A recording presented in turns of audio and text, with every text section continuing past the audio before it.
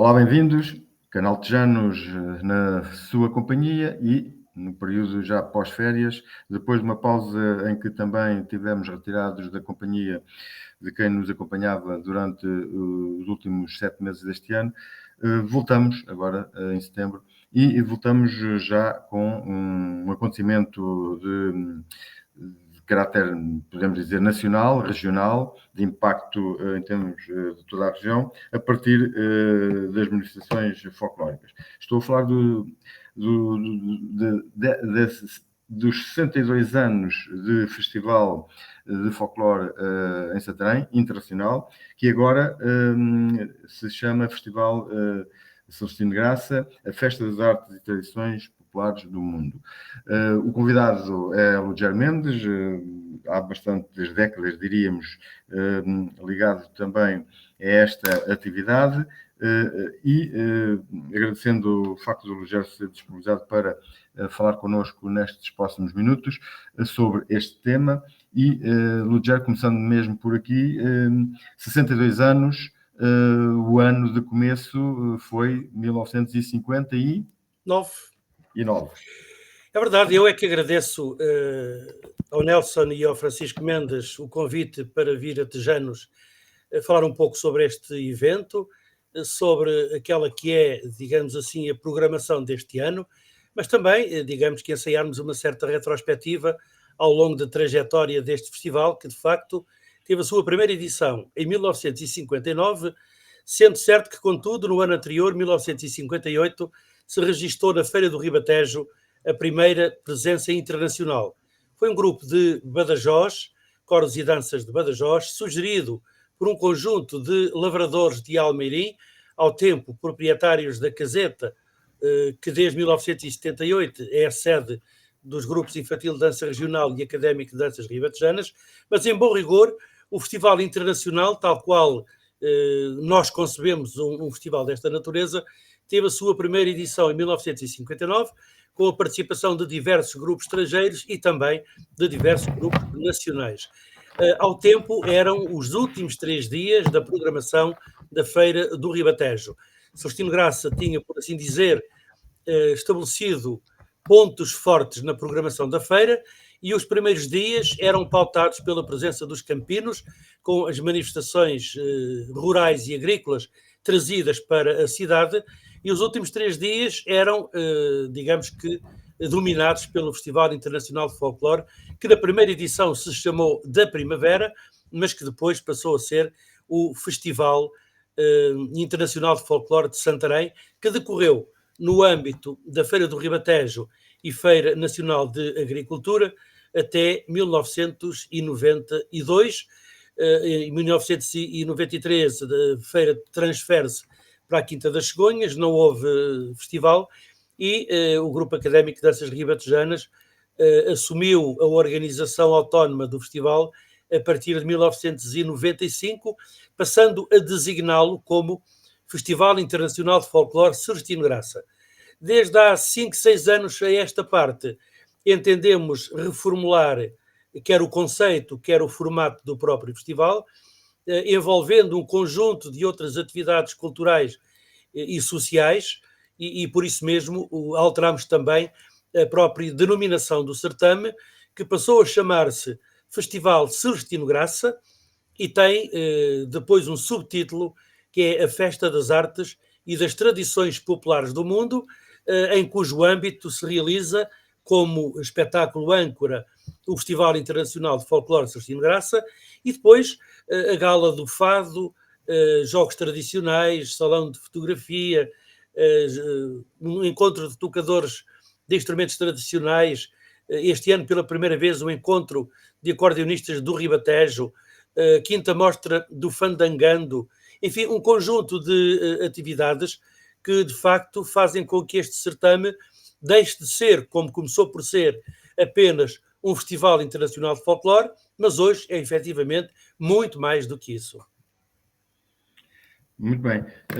Ficando esse esclarecimento, de resto que já se vai impondo para as pessoas também perceberem a dimensão e o âmbito daquilo que se vai fazendo, Neste caso, estamos perante o Festival Celestino de Graça, com essas dimensões que elencaste. Começando por algum lado, apontavas para se poder perceber a envolvência do festival e também que as pessoas possam escolher as situações que lhe possam agradar mais. Começarias por que zona ou por que área do festival? Bom, naturalmente nós privilegiamos o folclore. E isto porque é o espetáculo original do evento e porque todas as outras variantes do próprio programa andam em torno do folclore.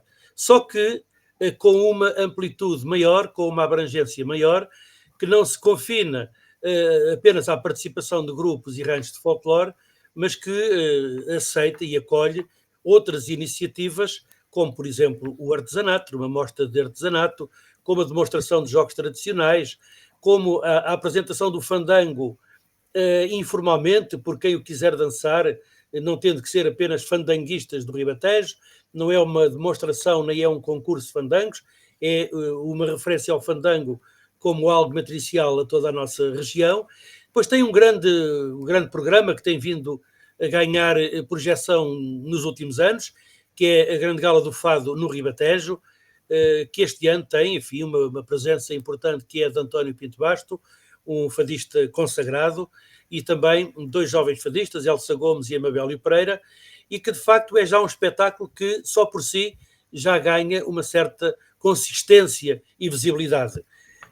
Temos também, como nota importante, a Gala Solidária, que é um espetáculo que nós dedicamos às IPSS do Concelho de Santarém, mas abrindo também às IPSS dos concelhos vizinhos, nomeadamente Cartacho e Almeirim. Temos um salão de fotografia, que é subordinado ao tema O Ribatejo e as suas gentes, e que este ano tem um formato ligeiramente diferente em relação aos anteriores. De resto, na sequência do que aconteceu o ano passado, em que prestámos homenagem ao fotógrafo amador Joaquim Baeta, que foi de facto um fotógrafo que durante muitos anos acompanhou as edições do festival e tirou milhares de fotografias, muitas das quais ele nos cedeu e por isso estão em nosso poder. Este ano temos um fotógrafo, enfim, já com um estatuto mais nacional e internacional, que é Abel Cunha, e que vai fazer uma exposição de fotografias, dos milhares de fotografias que ele captou junto de grupos folclóricos ribatejanos e que vai então dar corpo também a este salão de fotografia que será inaugurado na próxima quarta-feira às 16h30. Depois, claro está, temos também a nossa responsabilidade social e vamos ter um ano mais 2 secções culturais da APP-ACDM do Val de Santarém, o canto e a dança, que constituirão um momento anterior a um dos grandes espetáculos, e temos também algo que é importante, que de facto é a animação através do espaço interior da Casa do Campino, com Tasquinha, onde a gastronomia ribatejana vai estar também em evidência. Por isso, resumindo e dando consistência ao próprio subtítulo do festival, o que nós pretendemos é que este Festival Celestino Graça seja efetivamente uma festa, onde não tem que ser exclusivamente para ver um espetáculo de folclore, mas onde se pode e deve ir para usufruir da ambiência festiva que faz parte de toda a programação do Festival Celestino Graça. Que vai ser feito, nesse caso, para esse tipo de envolvência, num só espaço ou em vários espaços da cidade? Nós temos os espetáculos principais são realizados na Casa do Campino. Ou seja, a Grande Gala do Fado é na quinta-feira à noite na Casa do Campino, o Festival Internacional de Folclore Celestino Graça é nas noites de sexta-feira e sábado e no domingo à tarde na Casa do Campino.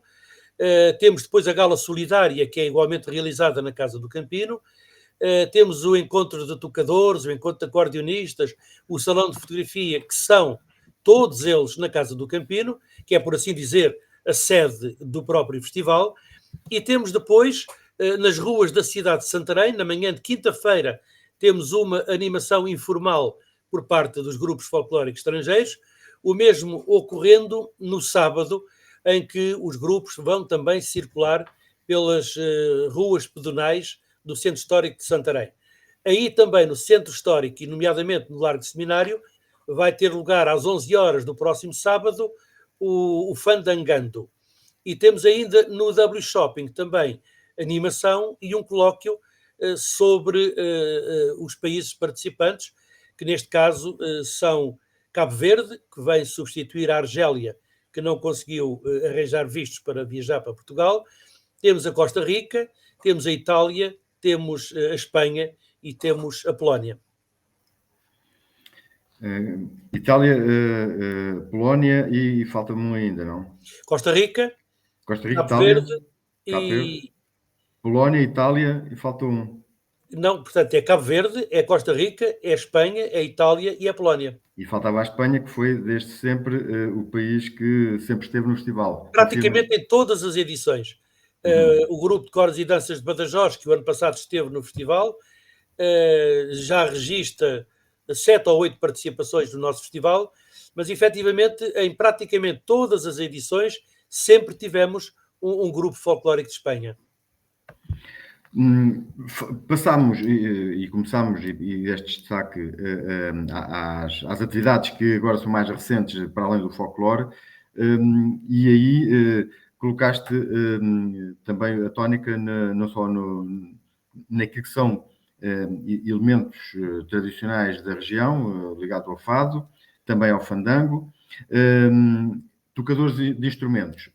Apontaste há pouco como é que se vai desenvolver esta iniciativa, ou este ano não tem essa atividade? Temos o Encontro de Tocadores, que não é ainda um espetáculo com a projeção que pretendemos vir a fazer no futuro, digamos que será um ano zero, porque aquilo que acontece para transmitir a ambiência festiva na própria Casa do Campino é não haver apenas um espetáculo.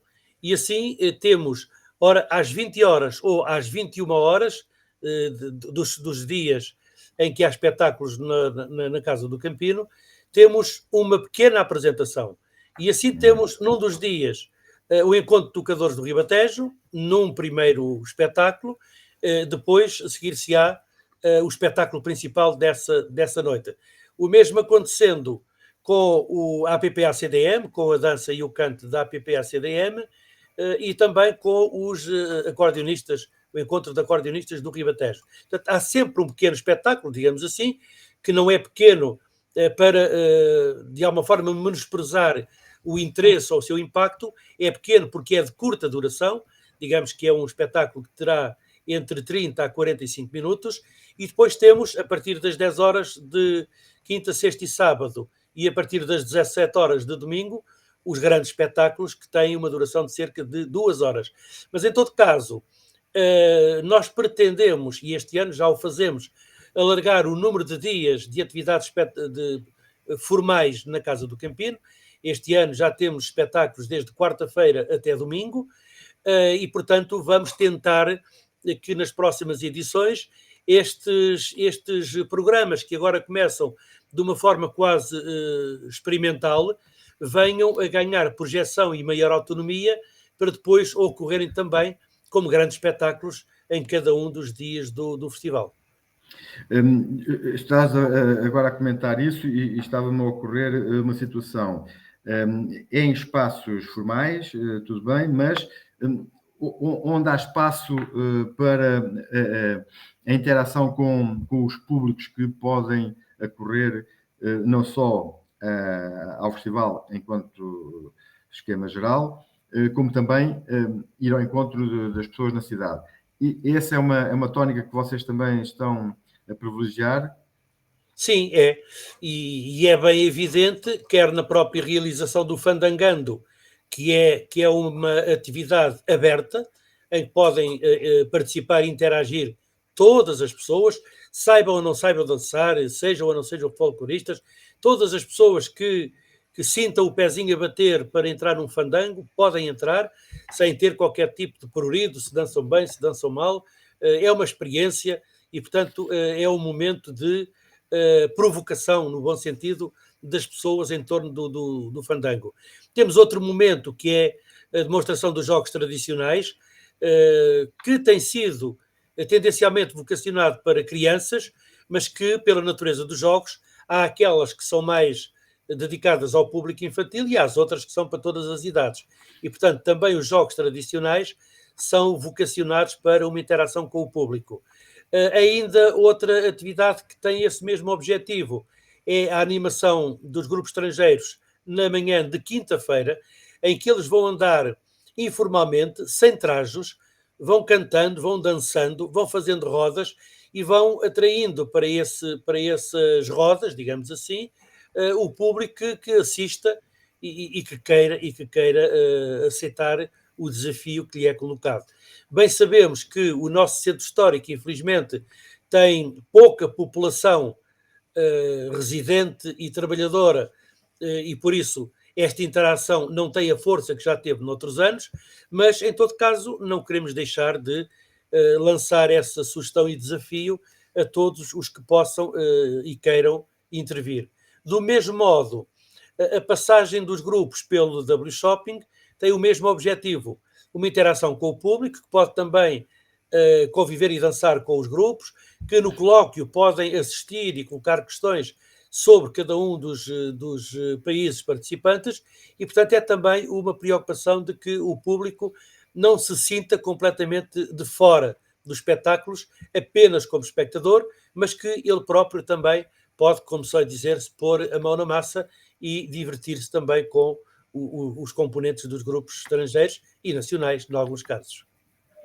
Já agora a conversa vai fluindo e eu também vou-me lembrando de outras situações, e a propósito desta, relacionado com o fado. Vocês, o que apresentam é uma ação de fado com 3 fadistas previstos.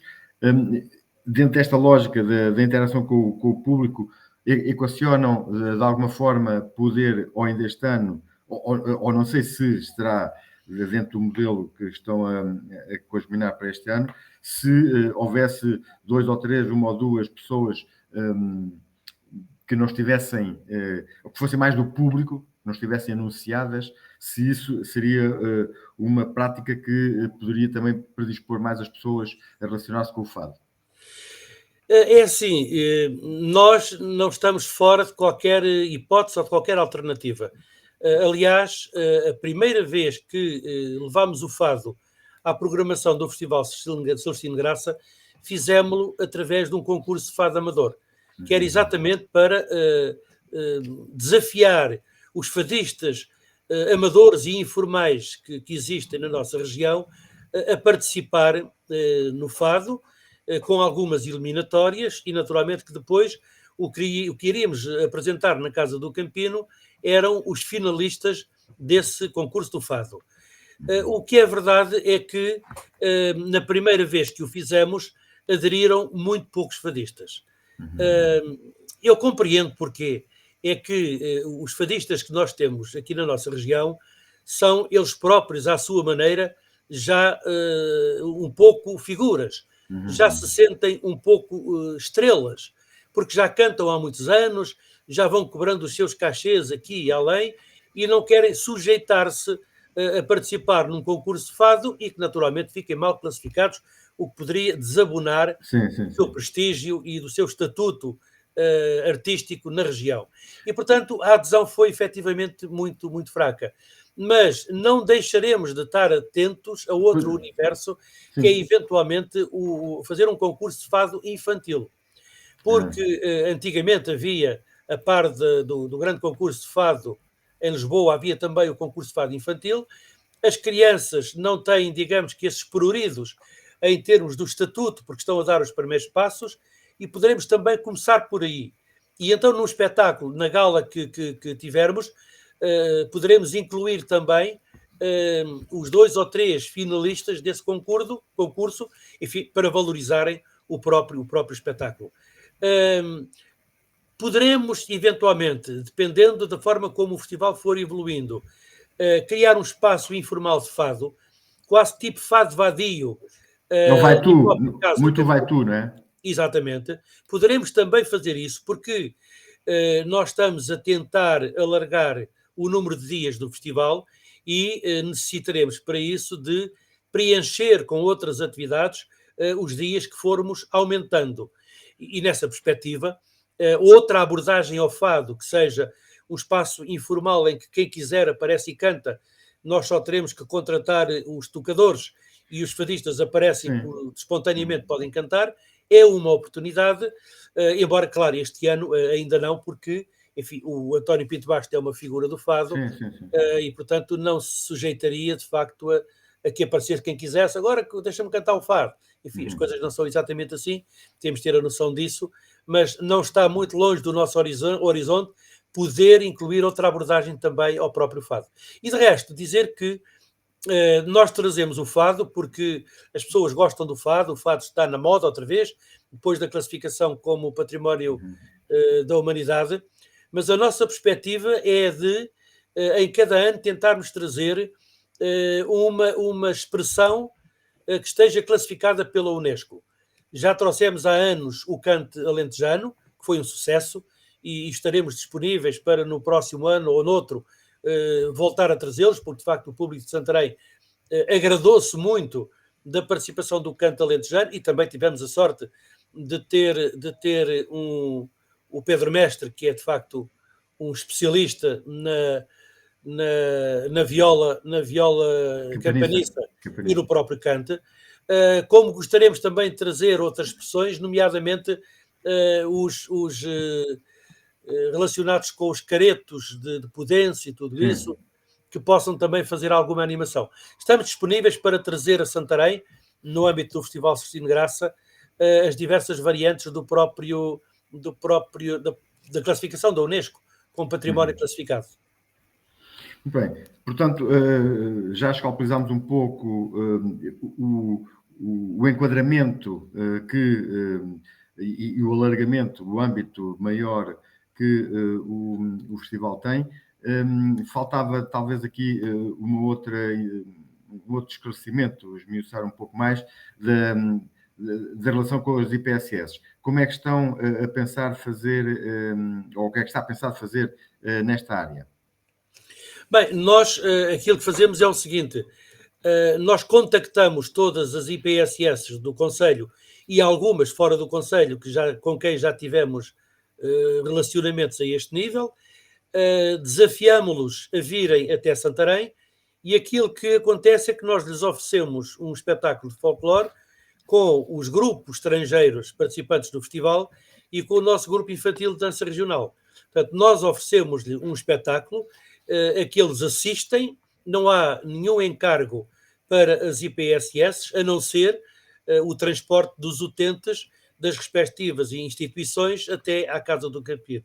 É um espetáculo que tem uma particularidade muito, muito própria, que é o horário em que tem que decorrer, porque os idosos têm um programa, digamos que, em termos das suas instituições, entre o almoço e o lanche, e alguns estão apenas na situação de centros de dia, em que depois as próprias instituições têm que os ir colocar a casa, e portanto este espetáculo durante o dia. Este espetáculo começa às 15 horas e não pode terminar muito depois das 16. Portanto, temos aqui este período de 1 hora, mas de facto é uma maravilha apreciar o quanto os idosos que vêm, e alguns têm vindo praticamente a todas as gaulas, e a alegria que têm e a ambiência que se estabelece entre eles e o público.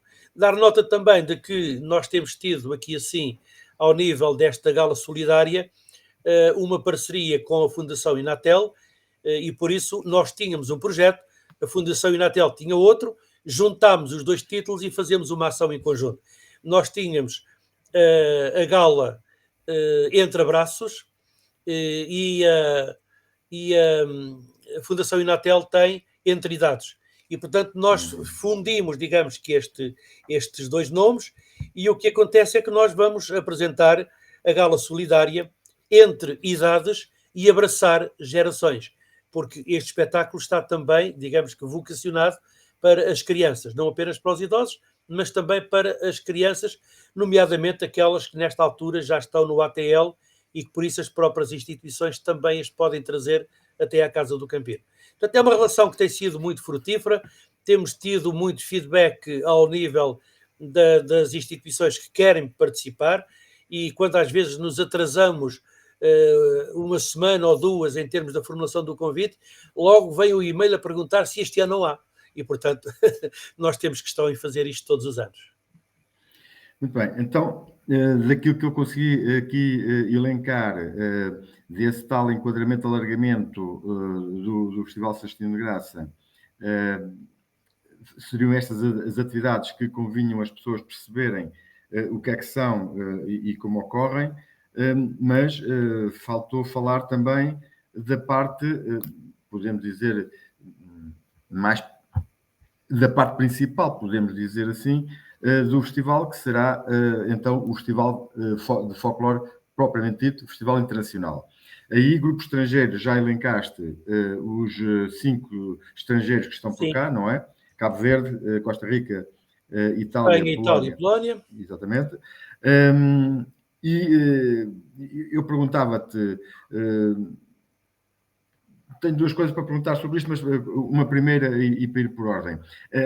Que tipo de espetáculo se está à espera, ou pelo menos tens previsto com estes contactos, com estes grupos que vêm, que tipo de espetáculo se está à espera de cada um deles?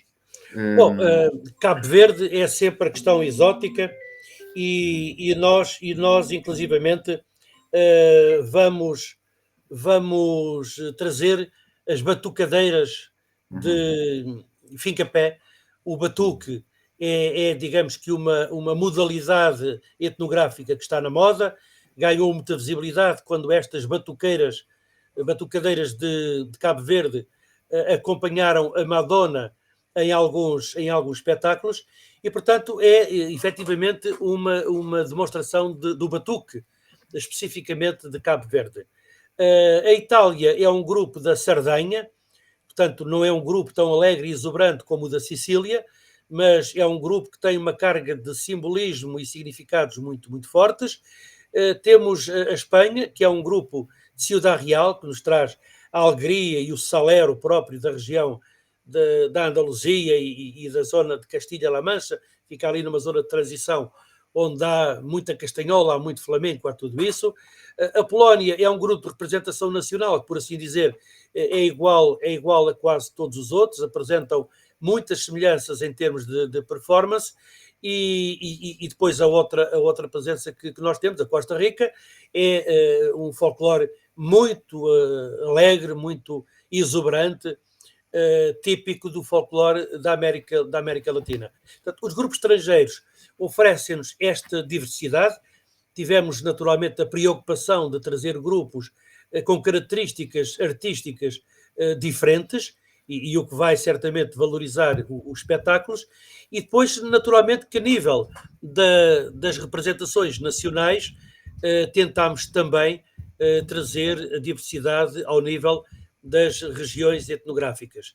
Assim, temos na sexta-feira, para além dos grupos organizadores, o Grupo Infantil e Académico de Santarém, temos o Rancho Folclórico e Etnográfico de Casais de Revelhos, de Abrantes, representação do Alto Ribatejo, e temos o Rancho Folclórico Os Camponeses de Riachos, que representa, digamos que aqui, a nossa região da Lesíria.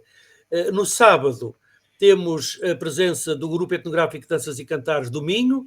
O folclore do Minho, pela sua exuberância e alegria, é sempre muito apreciado pelo nosso público. E trazemos também o rancho folclórico Os Pastores de São Romão, Beira Alta, Zona Serrana, Serra da Estrela, que também é, de facto, um folclore interessante e que traz também sempre algo de interessante aos espetáculos. No domingo, temos a presença do grupo do Rancho Folclórico e Etnográfico de Arzila, da região Beira Litoral, Zona Mondego, de Coimbra, e temos o Rancho Folclórico de Zebreiros, Gondomar, da região do Douro Litoral Norte. Temos, por isso, enfim, uma boa representação em termos do nosso país. A atuação do Grupo Académico de Danças Ribatejanas é no sábado, é sempre, digamos que, o dia em que o público espera a atuação do nosso grupo, e o grupo infantil de dança regional tem a sua atuação principal no domingo, digamos que é pronunciarmos que com as crianças do nosso grupo infantil, o folclore em Santarém e o Festival Celestino Graça terão certamente um bom futuro. Isso já vai sendo a marca, mais ou menos, do festival, esse tipo de modelo. De qualquer modo, para tentar que as pessoas percebam melhor a parte de trás, ou os interstícios, porque é feito o festival, sobretudo nesses contactos internacionais, e sobretudo depois desta altura em que a pandemia sacrificou um pouco o contacto e as relações, e também os festivais de folclore, quer nacionais, quer internacionais. Como é que está a ser este retomar de uma certa, ou de uma relativa normalidade desses contactos internacionais para os festivais de folclore? As coisas estão relativamente sanadas, ou ainda há algumas resistências para esta circulação das pessoas a partir do folclore?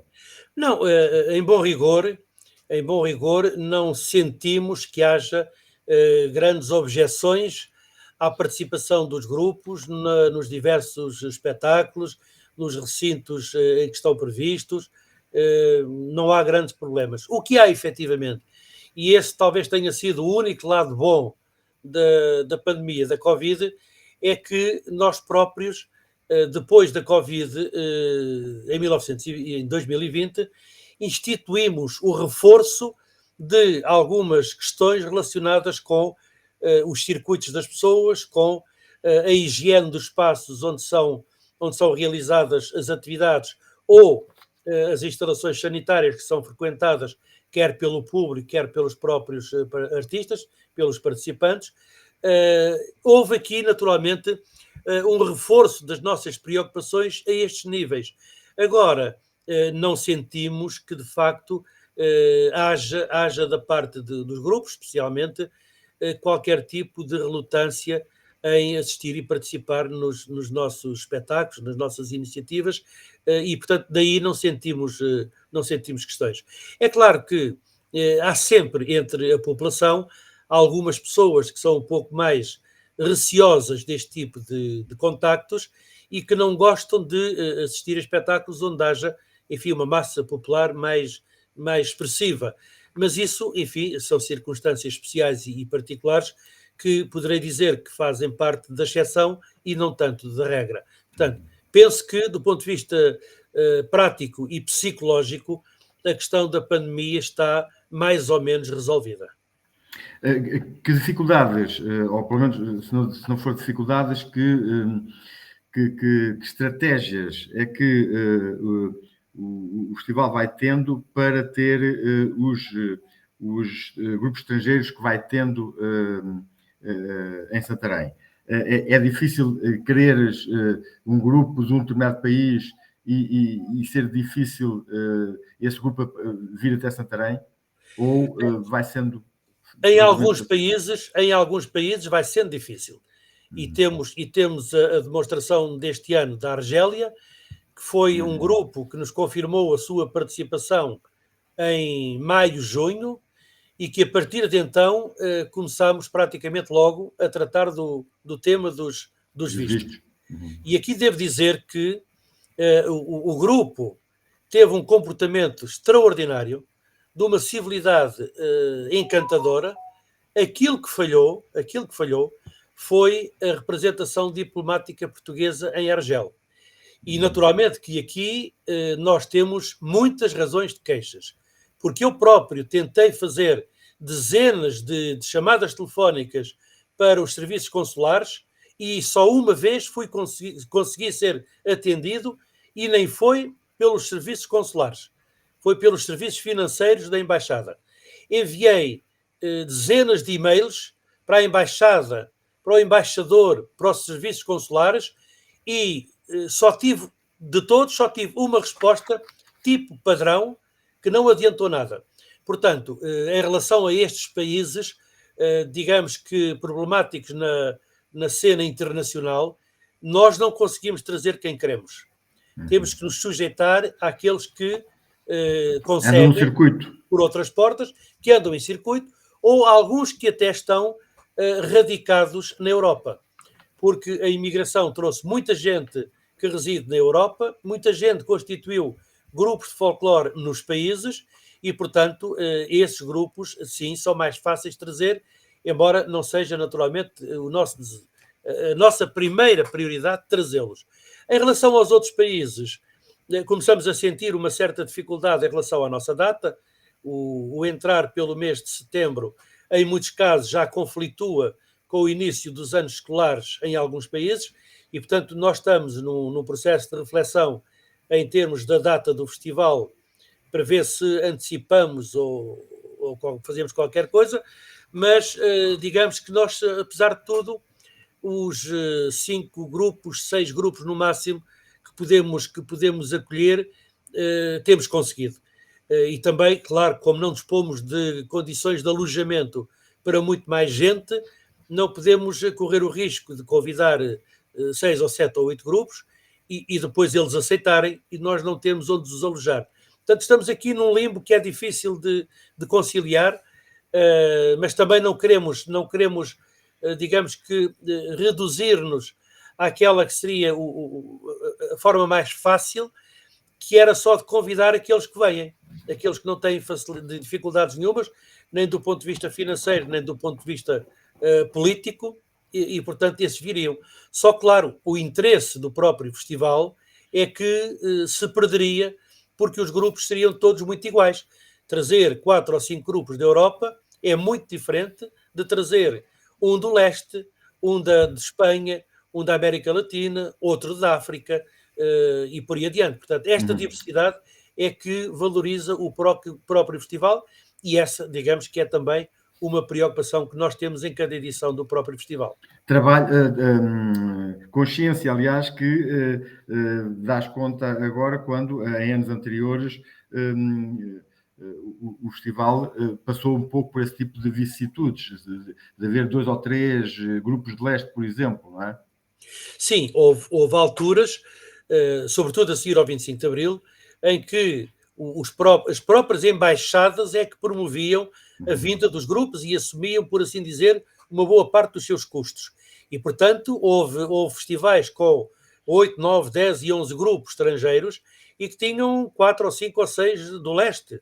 Isso aconteceu. Mas foi uma conjuntura específica que se alterou, está ultrapassada.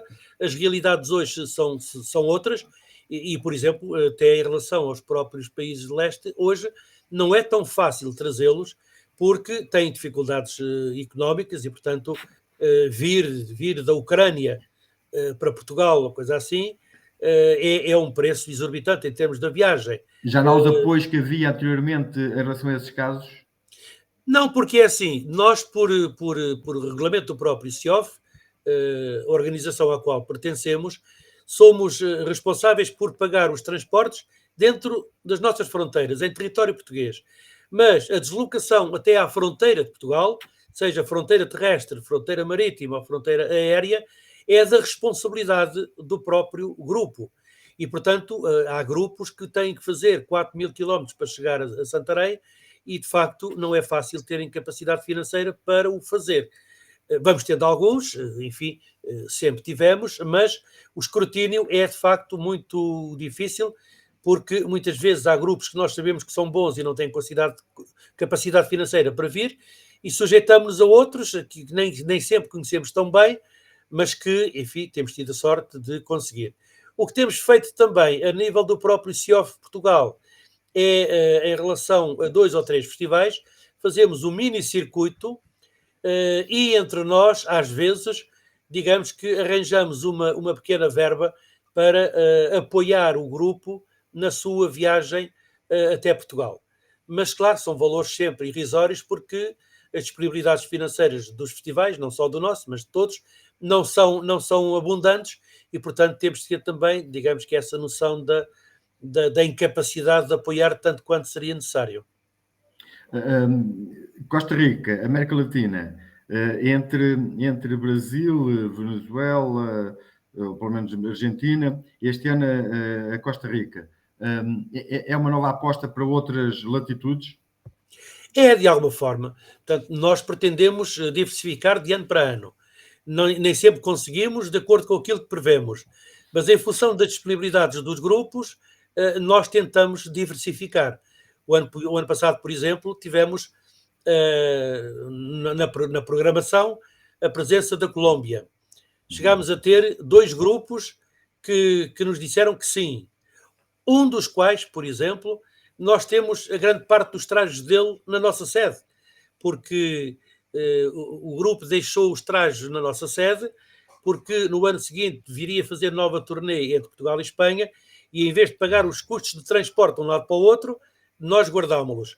O que é verdade é que, entretanto, veio a pandemia e os trajes ainda estão na nossa sede, porque o grupo que é dono desses trajes era para ter vindo o ano passado e não conseguiu vir nem este ano. Portanto, lá estão os trajes. Estas são, digamos, contingências destas organizações e, portanto, nós tentamos sempre ter os melhores, fazemos uma seleção que é a ideal, mas nem sempre o resultado final é igual àquele que é o projeto. Essa vossa apreciação tua levanta-me aqui também uma questão que em termos internacionais tem-se visto bastante e aqui como é que tens contornado a situação ou não, que é muitos grupos de países, sobretudo da América Latina, um bocado mesmo os antigos de leste que agora estão renovados, apresentam muito, ou têm a tendência a apresentar muito as cores dos fatos, ou de uma parte dos fatos, pelo menos, as cores da bandeira nacional, e também muito mais um apelo a esta reivindicação nacionalista que estou em crer que pode não estar em linha com aquilo que seriam as lógicas de representação etnográfica ou do país ou da região que eles representam. Isto é um tema que para vocês tem sido questão, tem sido de difícil análise, avaliação, concretização? Bom, eu enquanto folclorista, naturalmente que tenho o meu ponto de vista em relação a esses aspectos, até porque o conceito que prevalece em termos do nosso país é o de que haja efetivamente uma aproximação tão fidedigna quanto possível daquelas que eram as origens à época representada. Esse, digamos, que é o padrão do folclore português, mas o próprio CIOF está, digamos que, mais evoluído a esse nível e estabeleceu 3 patamares de representação. E isto porque era necessário disciplinar a forma de representação dos países estrangeiros nos festivais. E então foram estabelecidos 3 patamares. O primeiro é o considerado folclore autêntico, que é aquele que de alguma maneira é reproduzido em cima do palco, tal qual o fazem ainda nas respectivas comunidades, o que é praticamente uma coisa quase inexistente, porque, por exemplo, festivais enfim, com capacidade financeira podem dar-se ao luxo de fazer isso. O Festival de Ghana, em França, por exemplo, há uns anos, levou um conjunto de 40 pessoas de uma etnia cigana de um país do leste e levou para cima do palco, digamos que, a vivência festiva daquela comunidade.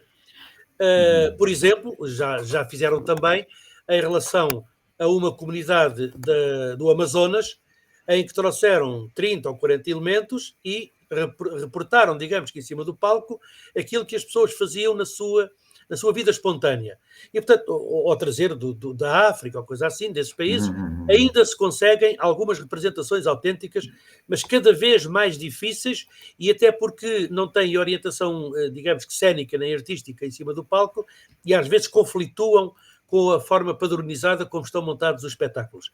Há depois o segundo patamar, que é o folclore elaborado, que é aqui que entronca, por assim dizer, a representação do folclore português, em que não é o folclore autêntico, é uma tentativa de aproximação com base em pesquisas e recolhas e um processo de reconstituição. É claro que há boas e más reconstituições, como há boas e más pesquisas e recolhas, e, portanto, o resultado final nem sempre é igual. Mas digamos que aqui o objetivo é o de os grupos em cima do palco tentarem representar aquela que supostamente seria a atividade festiva, social, étnica das respectivas regiões. E há depois o terceiro patamar, que é então o nível onde entra praticamente tudo, que é o folclore estilizado. Ora, o que é que se entende pelo folclore estilizado? É, a partir daquela que é entendida como a matriz identitária daquela comunidade, o coreógrafo, o músico, o costureiro, têm liberdade para inventar.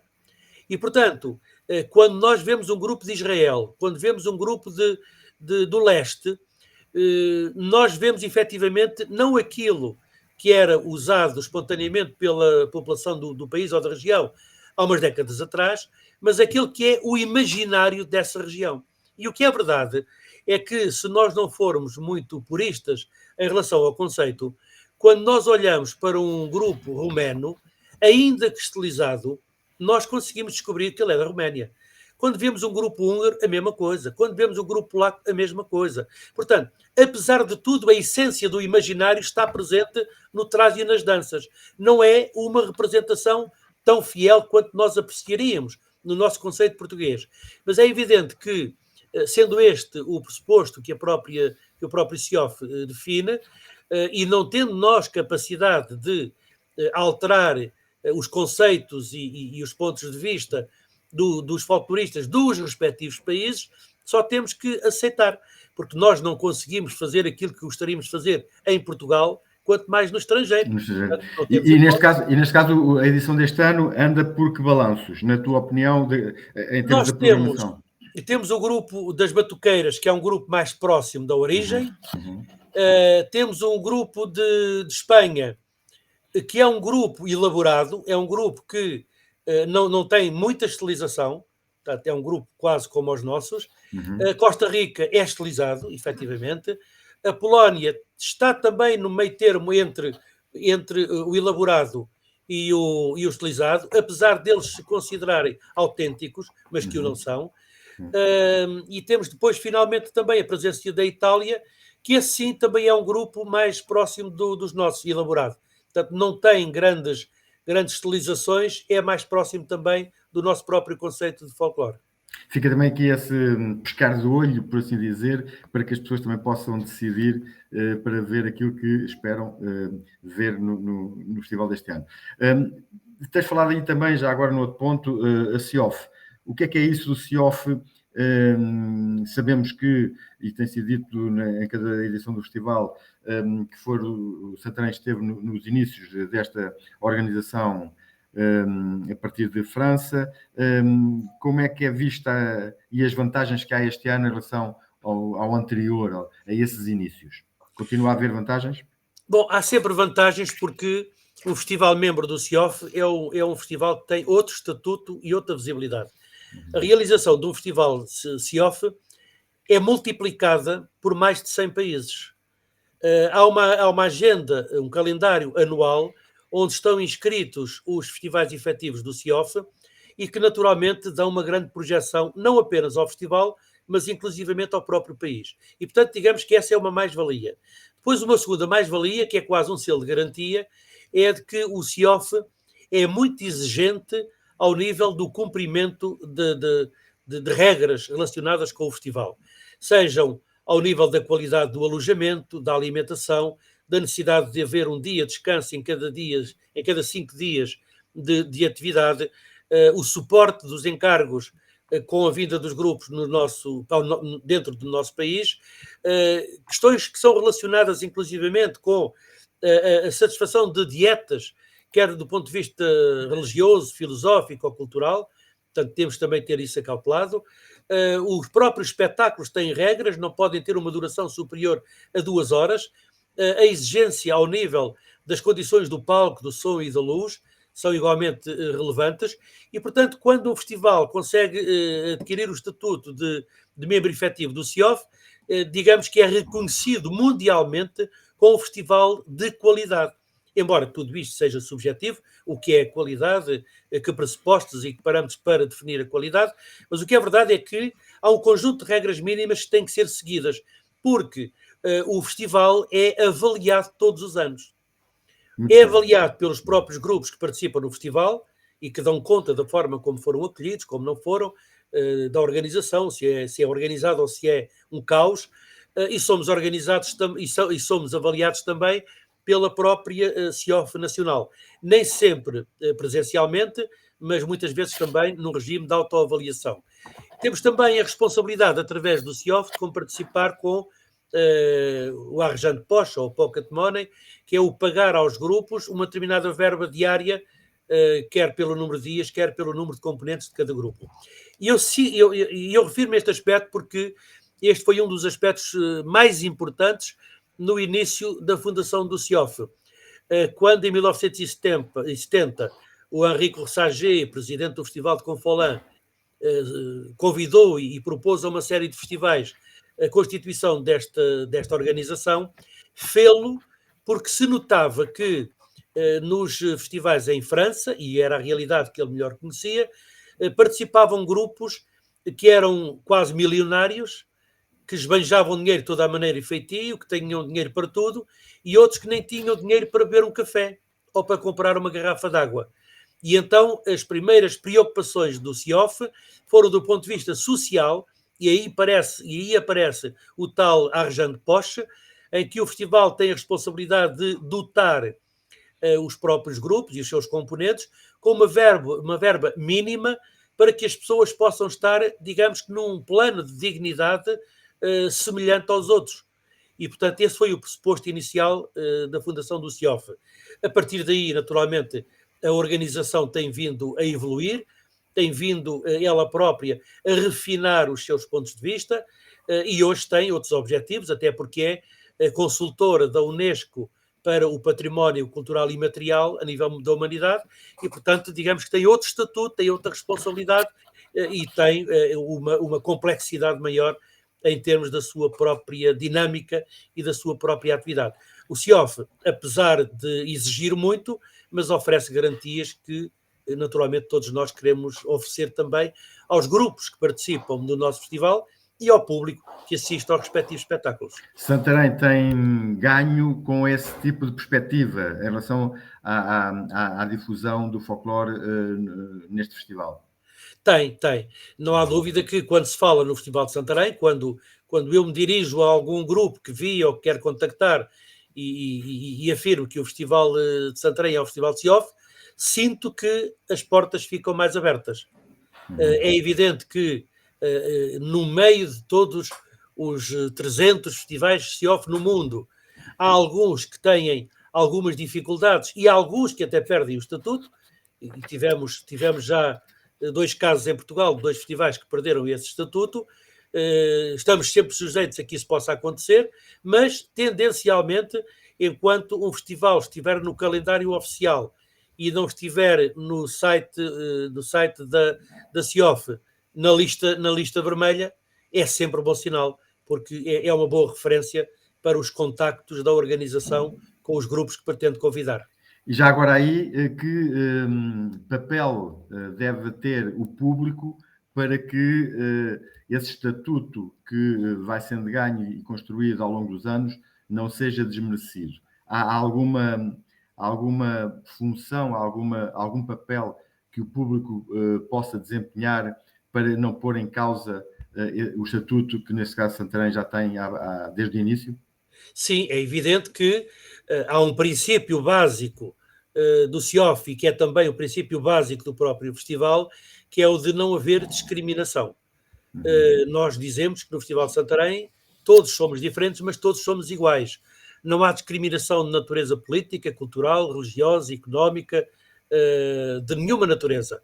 E, portanto, se porventura houvesse uma atitude discriminatória do público em relação a algum grupo, seria algo pouco abonatório para o próprio festival. E, portanto, nós tentamos sempre informar o público a nível da apresentação dos espetáculos para as singularidades que alguns grupos nos trazem, e que essas singularidades sejam entendidas como fatores de valorização e não de penalização. Portanto, essa é uma preocupação. E essa, digamos que é uma questão objetiva da relação do público com o próprio festival. A relação subjetiva é a de que, de quando em vez, de tantos em tantos anos, e está por aí mais um ciclo, e se calhar para o ano vamos ter que o fazer, que é fazer um questionário dos próprios espectadores em relação àquilo que mais apreciam no espetáculo, aquilo que menos apreciam, aquilo que valorizam mais na organização, aquilo que desvalorizam, aquilo que devia mudar, aquilo que se devia manter. É um questionário que naturalmente servirá sempre para orientar a organização do festival a corrigir defeitos. Às vezes nós estamos tão embrenhados na organização em alguns aspectos que não temos distanciamento para ver alguma coisa que esteja menos bem. E quando recebemos uma crítica ou um comentário, naturalmente nos ajuda a parar para pensar e a tentar corrigir aquilo que nos pareça que esteja menos bem. Portanto, o público é a mola real de qualquer espetáculo. Chegamos à parte dos apoios. Como é que se faz um festival deste tipo? Como é que se aguenta um festival deste tipo? E, sobretudo, nestes últimos anos, pós-pandemia. Atualmente, que apoios é que tem o festival? Bom, sempre foi difícil e atualmente, efetivamente, ainda é mais complicado. Eu direi porque os encargos aumentaram muito significativamente. Nós, o ano passado, sentimos um agravamento ao nível dos custos que foi fruto da carestia da vida. Nós servimos cerca de 3.000 refeições durante o festival e o custo dos géneros alimentícios subiram uma exorbitância.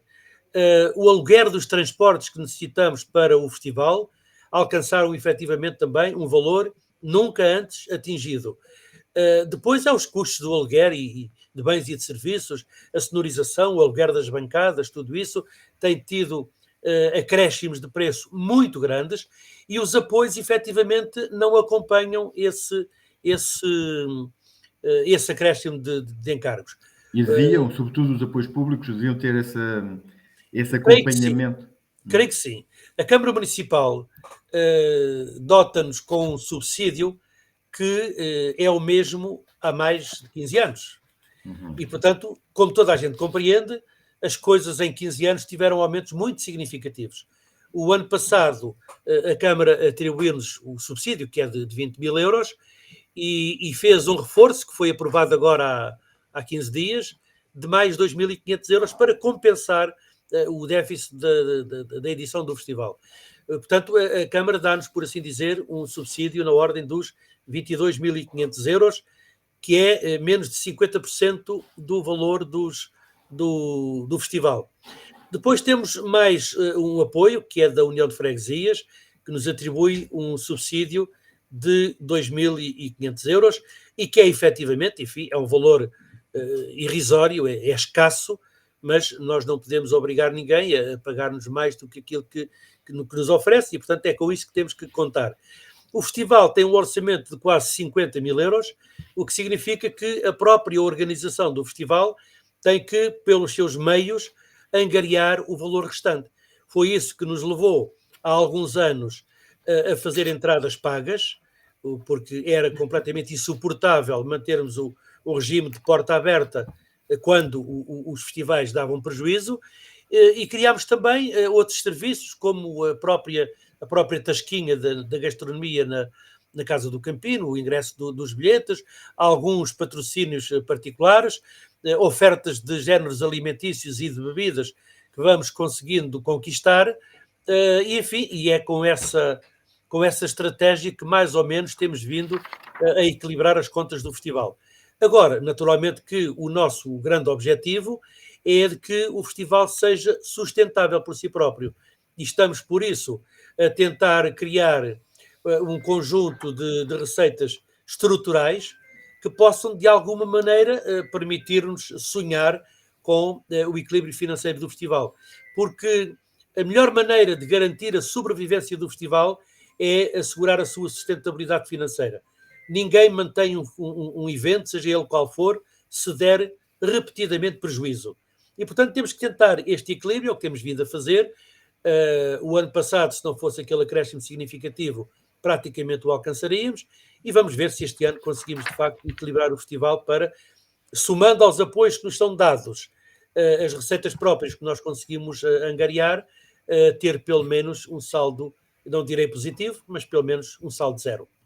Se isso é assim, segundo o que estás a dizer, em termos mais locais, regionais, perguntava-te em relação em termos turísticos. A região de turismo, de alguma forma, também colabora nesse apoio? Não. Eu quase digo que não há uma comissão de turismo, porque a própria entidade regional de turismo é Alentejo e ponto. O Ribatejo é um apêndice na própria ERTAR e, portanto, não têm interesse nem têm, digamos que, olhares para a região do Ribatejo. Nós candidatamos-nos anualmente aos programas que são criados, nomeadamente ao da internacionalização, e o que é verdade é que só um ano, em 2020, é que tivemos, digamos que, o vencimento de uma candidatura em que supostamente teríamos acesso a 2.500 euros de apoio, mas logo por infelicidade nesse ano não houve festival porque foi o ano da pandemia da Covid. Entretanto, a única coisa que a entidade de turismo nos faz é publicitar o evento nos seus canais sociais. Não nos faz mais nada. Portanto, não temos facilidades por aí, não temos facilidades também a nível da própria do próprio Ministério da Cultura, da DG Artes, portanto, não temos tido enquadramento para sermos apoiados. O certame não é um tipo de atividade a contemplar nos apoios que a DG Artes tem ou que o Ministério não tem sido em relação aos anos anteriores, e este ano não tem sido. Depois, aquilo que a ERTAR, por exemplo, valoriza é a capacidade de atração de público estrangeiro. Ora, é evidente, e por isso é que nós nos estávamos a candidatar, até no sentido de que toda a publicitação do festival fosse bilingue, não fosse apenas em língua portuguesa, mas fosse também em inglês, em espanhol, em francês, ou coisa assim, e pudéssemos fazer uma distribuição pelos hotéis da região, pelos operadores turísticos e tudo isso. O que é verdade é que quando nós nos candidatamos, pedem-nos qual é o feedback dos anos anteriores e como nunca houve essa experiência nem contagem, somos logo penalizados. Isto é como o indivíduo que acaba um curso superior e que vai à procura de emprego e que lhe pedem se tem experiência. E como não tem experiência, nunca consegue entrar. Assim somos nós. Enquanto não nos apoiarem para darmos o primeiro passo para ganharmos experiência, não conseguimos ter os apoios da própria entidade de turismo. Portanto, em termos fora da região, o festival não consegue ser apoiado de alguma forma, não é? Apoiado indiretamente, porque é assim, nós vamos levar, já o ano passado levamos, e este ano também, vamos levar o Festival Internacional a Almeirim e a Abrantes. Portanto, na próxima quarta-feira há um espetáculo no Cineteatro de Almeirim e na quinta-feira há um espetáculo em Abrantes. Mas digamos que o retorno financeiro que há daí é quase exclusivamente o pagamento das despesas do dia. Portanto, digamos que não há lucro que permita amortizar outros encargos, porque aquilo que nos é pago em relação à Câmara de Almeirim, paga-nos uma refeição de jantar, o transporte dos grupos e cede-nos o cineteatro. Em relação a Abrantes, pagam-nos o transporte, asseguram a refeição de jantar dos grupos, pagam-nos uma pequena verba que é relativa ao arrejante pós desse dia e um pequeno cachê por grupo. Mas estas verbas todas somadas são, enfim, quase irrisórias. Mas como costuma dizer, pouco é pouco e nada é nada e, portanto, temos que aproveitar tudo. No fundo é ter cá os grupos estrangeiros e poder não ter tantos custos com eles, no fundo ou ter outra capacidade de angariação de receita. Quando eu há pouco referia que estamos a refletir a possibilidade de alargar o número de dias do festival, é efetivamente na perspectiva de podermos receber os grupos numa sexta-feira, os grupos serem cedidos a outros festivais nesse fim de semana, Sim. e depois fazerem toda a programação do nosso festival na semana Na seguinte. semana seguinte. O que implicaria ter os grupos mais 4 dias, mas na expectativa de que a cedência dos grupos durante o fim de semana pudesse justificar esse acréscimo de encargos. Portanto, estamos a refletir isso, é algo que está em cima da mesa, e, portanto, vamos ver se conseguimos dar esse passo, porque, naturalmente, tem que ser algo muito calculado, não o podemos fazer em cima do joelho, e, portanto, isso implica muitos encargos. E outro tipo de organização, não é? Um apoio logístico muito maior. Certo. Estamos a terminar o programa. De qualquer modo, tinha uma questão final que há pouco deixei passar. Pensei que a conversa fosse no sentido, mas não queria deixar de te colocar, porque em tempos ela já esteve um pouquinho na agenda. Atualmente não se tem ouvido falar tanto, mas com o Fandangando, como é que estamos em termos de património, de candidaturas que já foram veiculadas em tempos, mas para as quais o setor do folclore não prognosticava grande desenvolvimento. Confirma-se que com este vosso empenho em difundir o fandango na nossa região, por quem quiser dançá-lo, que isso pode ser um contributo para eventualmente uma candidatura à Unesco? Sim, eu não direi para já à Unesco. Em primeiro lugar, para um inventário do património cultural e material português. É um primeiro passo. Mas sim, nós alimentamos esse projeto, ou o sonho desse projeto, e queremos dinamizá-lo junto de todos os grupos folclóricos da região e também junto de todas as autarquias. Porque o primeiro projeto, ou a primeira fase do projeto, não venceu porque houve a tentativa de apropriação desse projeto por uma ou duas autarquias. E isto não pode ser assumido por uma ou duas autarquias, como não pode ser assumido por uma ou duas associações ou por um ou dois grupos. Tem que ser assumido por todos.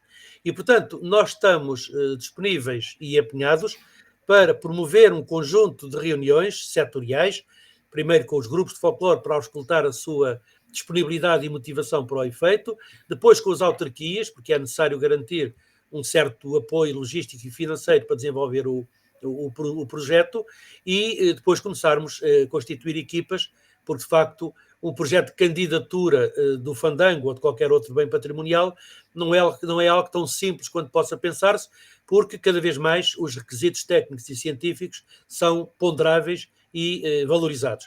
Mas estamos sim efetivamente interessados em dar esse caminho e estamos também a conseguir, enfim, alguns apoios em termos de instituições que, se porventura o caminho for esse, também estão prontos para se associar, e a seu tempo, naturalmente, daremos notícias. Mas sim, queremos trabalhar nesse processo da candidatura do Fandanga Património. Última questão, fica a palavra para ti. O que é que faltou falar nesta conversa para que as pessoas possam estar mais atentas e disponíveis para participar no Festival Folclore Celestino de Graça? Bom, é só dizer que, desde logo, o convite fica aberto para todos os que gostem destes tipos de espetáculos, que apreciam a nossa cultura tradicional, seja o fado, seja o folclore, sejam outras vertentes relacionadas com as tradições populares. Dar nota de que, da parte da organização do festival, há um grande empenhamento para que tudo funcione quase na perfeição. Sabemos que a perfeição é perseguida, mas nunca alcançável, e, portanto, estamos a fazer sempre, de ano para ano, o melhor possível para valorizar o festival. E dizer que, de facto, os espetáculos principais são pagos. A Gala de Fado tem um preço de 7,50 € por pessoa, e os espetáculos do folclore, de sexta, sábado e domingo, cada bilhete custa 4 €, subimos de 3 para 4, mas esta é uma necessidade de nós garantirmos a sustentabilidade do festival, porque se porventura não conseguirmos ter pessoas que paguem este valor em número suficiente para justificar o espetáculo, é porque o festival perdeu força e não vale a pena lutarmos para continuar. Portanto, este é o teste que nós fazemos também ao nosso público. Mas apraz-me dizer que, de facto, temos tido uma resposta muito positiva e logo no primeiro ano em que começámos a aplicar os bilhetes pagos, curiosamente até foi um ano em que apenas tivemos grupos nacionais e o público respondeu de uma forma extraordinária. Portanto, estou confiante de que a afluência do público será comparável com a dos anos anteriores e fica a garantia e a disponibilidade da organização para fazer uma organização digna que nos orgulhe a nós e à nossa cidade e ao nosso país e de que no final quem nos visita leve a melhor lembrança do nosso festival, da nossa cidade, do nosso país. E a ti, Nelson, e ao Francisco Mendes, quero agradecer naturalmente a possibilidade de estarmos aqui à conversa, uma forma de levarmos o festival junto de mais pessoas, o que é sempre importante. É essa também a nossa intenção e é também o agradecimento recíproco ao Ludger por ter disponibilizado para falar de uma outra perspectiva, de pontos de vista que normalmente não são tão comentados e falados e que aqui deixamos à consideração do público, dos interessados, para que com isso se possam identificar mais com o Festival Sextina de Graça e passarem a praticar e a assistir mais às suas múltiplas atividades que, como se vai vendo cada ano que passa, são de âmbito mais diverso e de âmbito mais alargado. Obrigado, Ludger. Obrigado. Obrigado, continuação de uma boa noite e lá espero por vocês. Muito obrigado. Exatamente. Da nossa parte, também dizer que o programa de hoje do Canal Tejanos foi o É Agora, não por omissão minha, não referi isto no início, como viram, foi sobre o Festival Sextina de Graça e com o seu representante máximo, Ludger Mendes. Também a moderação foi de Humberto Nelson Ferrão e a técnica do Francisco Mendes, que foi estando também a acompanhar a emissão. Esta emissão que pode ser vista e revista na página do Facebook do Canal Tejanos, também no YouTube e no Twitter. Da nossa parte, por hoje é tudo. Contamos voltar na próxima semana, de hoje a dias, terças-feiras, às 21h. Cá estaremos. Até lá.